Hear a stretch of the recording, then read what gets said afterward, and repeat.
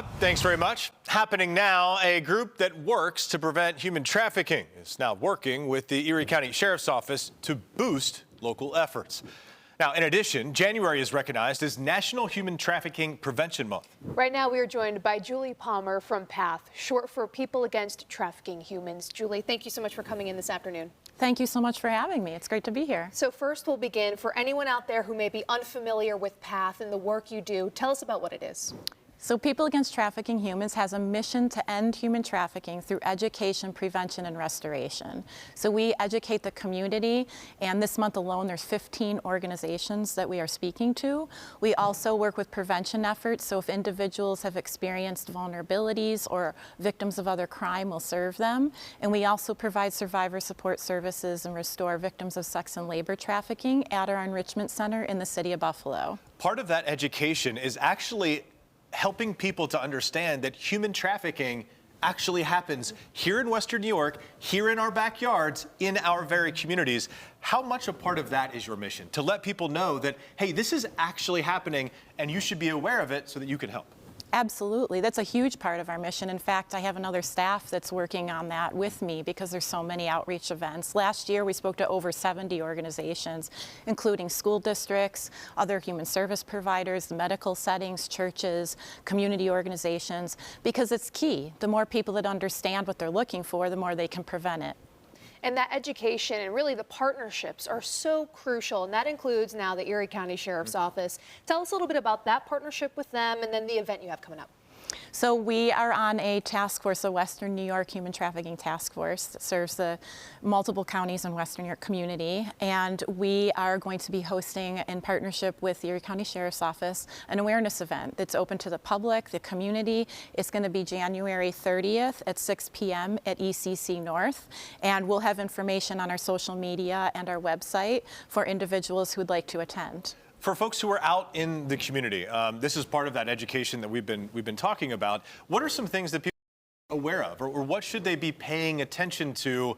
And then if they might see something that's out of the ordinary, what should they do? Who should they call?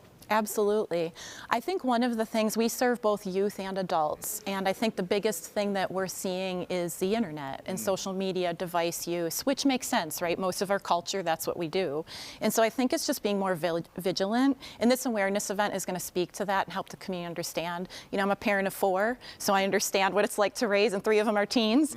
So, you know, and there's a lot out there facing our kids, and even with the adults that we serve. And so just we'll be educating on what to look out for, a better understanding of how perpetrators may use and solicit via the internet, gaming systems, chat features.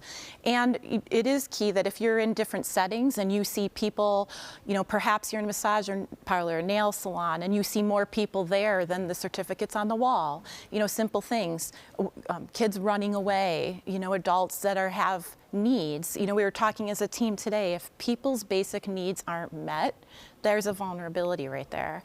And so if people do need help, we have a 24-hour contact line that you can call or text, and that's 716-601-5678.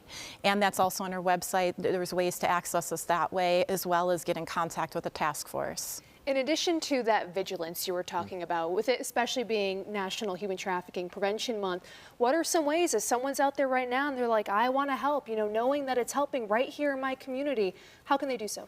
Absolutely. So we have about 40 active volunteers. So we do have staff that are paid, but we have a great community in Western New York of people that care. So there's lots of ways, you know, whether it's we provide 90 to 100 hot meals to those we serve. So a lot of the people in the community contribute to that.